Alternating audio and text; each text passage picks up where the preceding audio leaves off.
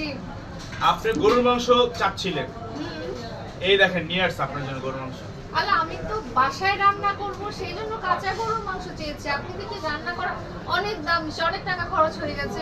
কতটুকুগুলো আছে এখানে? 1 কেজি তো হবেই। 1 কেজি, পুরো 1 কেজি। আপনি কাঁচা মাংস কত দিয়ে কিনবেন? এই 850 এরকম।